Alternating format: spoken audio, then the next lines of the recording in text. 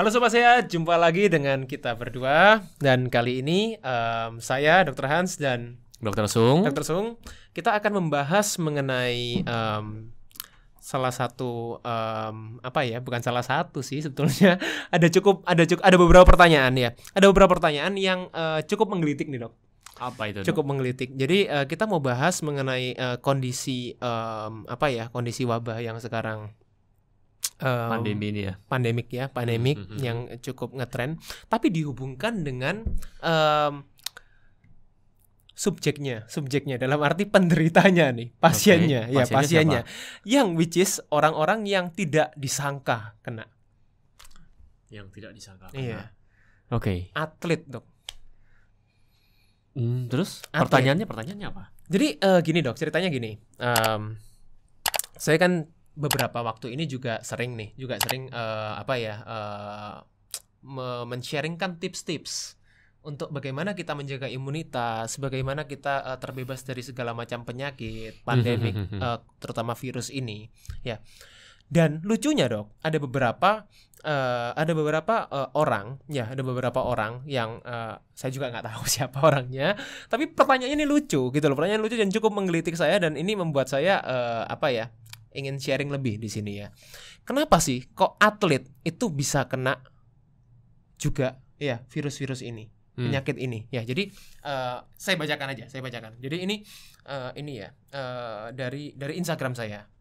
Oke. Dari komen di Instagram saya. Jadi biar real kita bacakan ya. Jadi saya bacakan dua ya. Saya bacakan dua. Jadi saya bacakan dua komen. Dua komen ini pertanyaannya mirip. Iya, mewakili lah. Mewakili. Dua pertanyaan yang mewakili pembahasan kita kali ini. Oke. Yang saya sharingkan itu adalah 5 hal penting yang perlu dilakukan agar bebas corona. Ya. Yang pertama, reduce your stress, kurangi stres. Konsumsi probiotik dan probiotik. Okay. Hindari gula, do fasting, jadi lakukan puasa, lakukan puasa. Yang kelima, cukupi istirahat, jadi istirahat yang cukup, gitu. Istirahat yang cukup. Okay. Terus orangnya tanya gini, cara yang lebih ampuh, yakin, ya. Semua cara yang saya bilang udah dilakukan dengan lebih baik oleh atlet-atlet ternama dunia. Bahkan mereka dengan fisik yang lebih sehat aja masih ada yang positif. Gitu. Ini pertama, Dok. Ini jadi komen yang pertama. Ada komen lagi, Dok. Ada komen lagi yang mirip seperti ini kemarin. Bilangnya seperti ini, Dok. Terus gimana? Ini kan saya share video kemarin nih mengenai about social distancing lah ya. Terus dia tanya gini. Terus gimana dengan atlet Amerika yang kena COVID-19? Dia dengan kondisi yang sangat prima loh. Kalau memang iya yang dilakukan pemerintah ini hanya secondary cause, kenapa WHO gak mengkampanyekan statement ini? Gitu. Okay. Jadi itu dua pertanyaan lah ya, 2 komen yang mewakili pembahasan kita kali ini. Jadi kenapa sih? Jadi saya tanya Dr. Sung dulu deh sebelum saya sharing sendiri ya mengenai apa yang saya reply di sini. Poinnya kan gini, Dok. Banyak orang itu yang merasa bahwa atlet ini sosok orang yang bisa dijadikan panutan lah ya, gitu ya. Orang yang fisiknya prima, orang yang dalam arti sangat sehat gitu. Karena kan mereka kan kita kan cenderung melihat apa yang kita lihat nih. Mereka bisa perform sangat bagus di lapangan dan lain-lain. Kenapa orang-orang yang seperti ini, Dok, masih bisa terkena virus? Bahkan virus yang sangat ganas. Bisa dibilang seperti itu, mematikan lah. Gimana? Bisa terkena ini maksudnya positif gitu. Positif dan memberikan gejala. Ya, dan menyatakan gejala. Oke. Saya jawabnya dari mana dulu ya? Ini bebas yang nih, dari pertama mana? kalau virusnya itu misalnya kita ngomong virus misalnya virus HIV/AIDS atau virus hepatitis B atau C. Itu kan kalau kita tidak bersentuhan dengan cairan tubuh si penderita lewat jarum suntik atau let's say lah gonta-ganti pasangan, itu memang kita bisa hindari 100%. Oke. Tapi kalau yang virusnya ini lewat udara, droplet, ya itu sangat rentan. Nah, sekarang kalau sudah positif ini bisa asimptomatis, ada gejala. Asimptomatis itu tanpa gejala. Ada A-nya. Tanpa gejala. Asimptomatis atau ada gejalanya, muncul gejalanya. Dan gejalanya kan bervariasi tiap orang. Ya, ada yang demamnya enggak sampai parah banget, ada yang drop sampai drop kan. Iya. Nah, sekarang kita ngomong atlet. Kalau dia sampai positif ya mungkin saja bisa. Siapapun bisa. Penyebabnya, Dok? Kenapa kok bisa? Padahal kan performanya kan hebat nih kalau atlet. Kalau dia masuk kan ya positif berarti. Masa atlet tidak bernapas? Dia masuk kan. Berarti poinnya adalah dia terpapar nih, terpapar ya. Positif. Oke, terpapar mungkin dari siapalah iya, gitu, betul. dari orang lain atau mungkin dari benda-benda yang bersentuhan atau seperti apa. Betul. Ya, oke. Tapi kan performanya bagus, Dok. Kok bisa terpapar? Ya itu tadi kan dari udara. Oke. Tapi kan sekarang pertanyaannya gini, Dok. Apakah orang yang terpapar ini pasti akan menimbulkan gejala? Nggak mesti, nggak harus. Tergantung. Tergantung apa? Tergantung daya tahan tubuhnya. Oke. Nah, kalau sudah bicara daya tahan tubuh, ini faktornya banyak, Dok. Iya. Apalagi yang kemarin saya bahas vitamin C doang. Ya sudah, jadi gini. Daya tahan tubuh kalau yang saya bahas, Dok ya. Pertama dari makanan. Oke. Kalau atlet biasanya makanannya sudah ditakar. Betul, bagus sudah banget diatur, lah, sehat ya. lah, sehat pasti. Sudah ada ahli gizinya masing-masing kan. Ya. Kemudian aktivitas fisik. Nah, ini kadang atlet itu stres fisik di sini. Ya. Terlalu capek. Biasanya overtrain lah kita bilang. Overtrain. Ya. Nah, jadi paling gampang kalau biasanya kelihatan di wanita. Kalau di wanita menstruasinya biasanya terganggu. Nah, itu bisa karena terlalu capek. Atau kalau sekarang lagi virus, nah bisa kena, jadi gejalanya dia akan keluar. Betul. Nah, itu terlalu capek karena stres fisik. Stres fisik ya. Kemudian stres yang kedua, stres pikiran, psikis. Ya, psikis. Ini yang tidak kelihatan, Dok. Ini tidak kelihatan. Ini yang tidak kelihatan. Anda kan lihat pas performnya aja, wah keren. Di belakangnya itu. Dia akan konsultasi loh dengan pelatihnya, dengan siapanya. Pak, besok saya harus bertanding, Pak. Saya ini takut. Iya. Emangnya cuma kamu yang takut? Lawanmu juga takut. Iya, sama. Itu kalau kita di belakang ya. Betul. Saya banyak teman-teman taekwondo seperti itu. Iya. Sebelum bertanding. Itu kadang kakinya gemeter. Iya. Bukan gemeter, kayak jahit itu. Betul. Nah, itu kan tegang. Kan ada orang yang sebelum bertarung, sebelum maju ke ring, sebelum di istilahnya medan pertarungan lah ya, itu baru adrenalinnya keluar. Ada yang jadwalnya besok, malamnya ini nggak bisa tidur dong. Stresnya itu ya. Stresnya itu juga pengaruh. Iya, betul. Nah, itu pengaruh tuh. Kemudian ketika itu berpengaruh dan dia harus melakukan aktivitas yang cukup berat, karena atlet kan ya, olahraganya bukan cuma 1-2 jam, atlet itu ya akan mempengaruhi kondisi fisiknya, stamina-nya, kemudian daya tahan tubuhnya pun akan ikut. Gitu. Jadi ini yang dalam arti yang tidak kelihatan lah ya, tidak kelihatan, yang mungkin selama ini orang hanya melihatnya hanya performa yang ditampilkan, yang ditayangkan, kan seperti itu kan, Dok. Jadi itu tadi fenomena gunung es. Fenomenanya kan seperti yang itu. Yang orang lihat jadi, itu cuman ujungnya aja. Di bawahnya mereka nggak tahu, dan seringkali ini yang menyebabkan pertanyaan-pertanyaan ya seperti ini tadi, gitu loh, yang seperti ini yang saya lihat. Jadi kalau Dokter Sung bilang tadi, mungkin secara pola makan udah oke lah. Iya, biasanya secara pola begitu. Makan, pada umumnya gitu. Sudah oke gitu. Tapi kan dalam arti ada kondisi-kondisi lain, dalam arti yang namanya pola hidup yang sehat, ya. Dalam arti itu kan bukan hanya dari pola makan. Betul. Bukan hanya dari pola makan. Pola makan itu penting, ya. Pola makan itu penting, tapi bukan cuma satu-satunya, gitu. Jadi apalagi tadi kan yang saya sharingkan juga, bahkan saya bilang di urutan pertama, reduce your stress. Iya betul sih. Iya. Bahkan saya bilang di reduce your stress. Nah, tadi yang disinggung oleh Dokter Sung kan mungkin stres yang dalam arti stres yang fisik, secara mental, yang berhubungan dengan yang berhubungan dengan olahraganya itu sendiri. Ya. Padahal kalau kita mau bilang mengenai stres, kalau saya mau bilang mengenai stres, ya, stres itu kan macam-macam, Dok. Ya, dia kan juga, atlet kan juga punya kehidupan pribadi. Nah, itu lagi tambah kehidupan pribadi. Iya kan? Itu. Dalam arti kelihatan. Dalam arti gini loh, kalau tadi Dokter Sung mungkin lebih banyak menjelaskan mengenai stres orang kalau mau bertanding bisa stresnya mungkin bisa stresnya mungkin pada waktu mau bertanding, right before on stage. Ya kan, right before fighting kan gitu. Ada yang stresnya dalam arti dari semalam sebelumnya. Ya. Ada yang dari sebulan sebelumnya malah. Iya, ada yang sebulan sebelumnya bahkan. Nah, itu tiap orang beda-beda. Tapi ada satu hal lagi Dok yang saya mau sharingkan, mungkin dalam arti ini stres yang dalam arti mereka juga punya kehidupan yang personal kan? Iya. Itu mereka juga punya keluarga, mereka juga punya partner, punya pasangan hidup dan punya anak, dan lain-lain.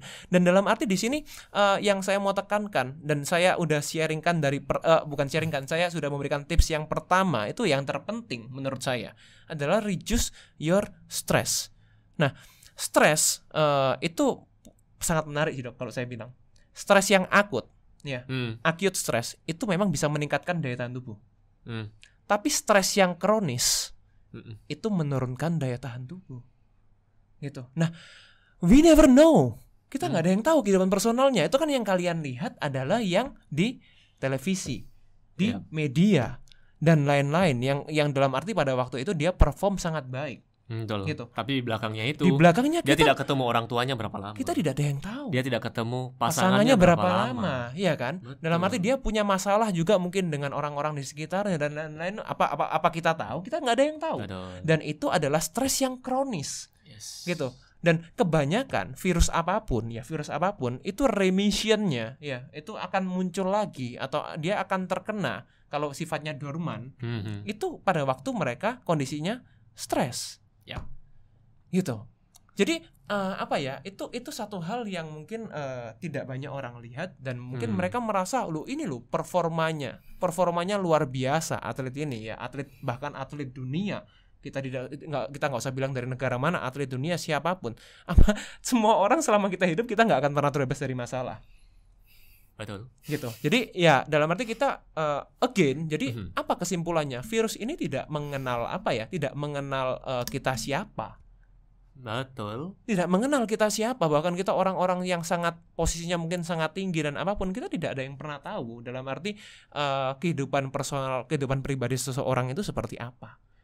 Itu yang pertama sih, yang menurut saya. Yang kedua mungkin tadi pola makan memang sudah bagus, tapi bukan berarti mereka secara kondisi lab dalam arti kondisi kesehatan overall itu mereka bagus belum tentu loh. Kan kalau kita bicara kesehatan itu kan holistik Dok. Betul, menyeluruh holistik. Nggak bisa kalau cuma makanannya bagus dia sudah sehat. Iya. Mungkin kalau atlet dia plusnya adalah dia ada ahli gizinya, makanannya sudah diatur, jam tidur sudah diatur, jam latihan sudah diatur, pagi harus bangun. Tapi yang tidak bisa diukur, yang sulit diatur. Itu tadi. Iya, dan itu juga mempengaruhi kondisi kesehatan yang lain loh. Gitu loh. Itu juga mempengaruhi kondisi kesehatan yang lain. Jadi dalam arti ada perbedaan yang sangat mendasar antara performa dan kondisi kesehatan secara overall. Gitu. Ada perbedaan yang mendasar. Jadi jangan saya sih bisa memaklumi orang-orang yang bertanya seperti ini, saya bisa memaklumi. Mungkin mereka terkesannya skeptis dengan dengan tips yang saya berikan. Mereka terkesannya meragukan, apa benar ini cuma secondary cause dan lain-lain, karena but that's the truth gitu loh. Itu faktanya gitu loh. Itu fakta yang tidak bisa kita pungkiri gitu loh. Dan memang ada perbedaan, sekali lagi ada perbedaan yang mendasar antara performa yang baik dengan kondisi kesehatan yang holistik. Gitu. Kalau memang kondisi kesehatan kita itu tidak simpelnya itu seperti ini loh. Selama kita itu sehat, selama kita sehat di sini adalah yang saya tekankan, yang saya underline, yang saya garis bawahi adalah punya daya tahan tubuh yang kuat. Jadi sehat di sini bukan kelihatan sehat tapi selama kita punya daya tahan tubuh yang kuat, selama kita punya imunitas yang bagus, virus apapun, mungkin tadi Dr. Sung udah bilang mengenai HIV, terus hepatitis B, cacar, cytomegalovirus, Epstein-Barr virus, Ebola, SARS, MERS, whatever you name it. Apapun yang kalian sebutkan, segala macam virus itu tidak akan bisa menginfeksi tubuh kita. Karena pada dasarnya segala macam virus ini tidak aktif. Mereka hanya aktif kalau mereka sudah menginvasi sel tubuh kita. That's it. Gitu loh. Jadi Kalau orang itu terkena, ya siapapun, termasuk atlet, ya berarti daya tahan tubuhnya turun. As simple as that. Gitu, sesimpel itu, gitu, sesimpel itu. Terkena dan menimbulkan reaksi. Ya, betul. Gejala. Ya, kalau dalam arti selama dia itu terpapar dan dia mempunyai daya tahan tubuh yang kuat, justru pada orang itu akan menimbulkan antibodi. Gitu, karena tubuhnya melawan, ya. Dan sebetulnya sel pertahanan tubuh kita ini kan luar biasa dan banyak sekali kan, Dok. Itu mulai dari kulit kita, sel mukus kita, gitu. Macam-macam pertahanan kita. Jadi sel darah putih dan lain-lain. Itu kan yang sifatnya untuk ibaratnya inilah bala tentara kita lah gitu loh. Kan sebenarnya selama bala tentara kita kuat tidak ada masalah gitu. Ya itu tadi kurang lebih seperti itu. Ya. Terus ada lagi Dok yang nanya. Ya itu sih yang itu yang sebenarnya overall ya, karena banyak orang yang melihat, Dok, banyak orang yang melihat, yang poinnya di sini adalah yang kita mau sharing kan, kita jangan semudah kita melihat yang di kasat mata gitu.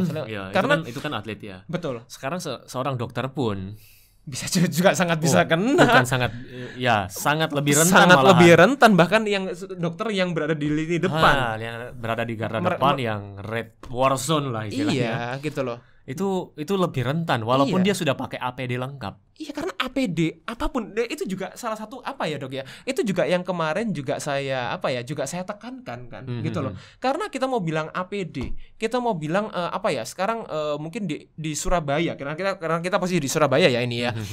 Mencanangkan sterilization chamber.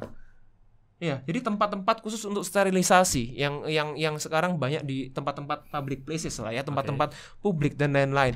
Itu semua sangat penting. Ya, sangat penting, tapi bukan solusi utamanya. Gitu loh. Itu bukan solusi utamanya, itu karena hanya sementara lah. Kalian mau disteril berapa lama sih? Mau disteril terus kan juga nggak mungkin. Setelah melewati itu kan kalian juga akan melewati tempat-tempat yang lain, yang dimana tempat itu juga belum tentu steril. Gitu loh. Jadi mau kita bilang mengenai APD lah, kita mau bilang mengenai hand sanitizer, masker, apalagi sterilization chamber, ya, bahkan gerakan social distancing, ya, itu menurut saya penting. Ya, sangat penting untuk pencegahan, ya, untuk pencegahan. Tapi itu tidak untuk dalam arti kalau kalian sudah memakai itu kalian bebas dari penyakit ini. Enggak, sama sekali enggak, gitu loh. So it's not bukan solusi utamanya menurut saya seperti itu sih. Jadi solusi utamanya adalah kita memperkuat bala tentara tubuh kita, which is itu adalah daya tahan tubuh kita. Itu aja. Jadi ada lagi mungkin Dr. Sung yang mau ditambahkan? Oke, rasanya kalau untuk pertanyaan tadi sih sudah jelas, Dok. Cukup ya. Sudah cukup. Nah, kembali lagi ke personal masing-masing, karena untuk menghadapi makhluk yang tidak kelihatan, bukan makhluk goib ya. Iya. Ini kita ngomong virus, ya. Faktornya sangat banyak. Kadang kita sudah berhati-hati pun, kadang lupa.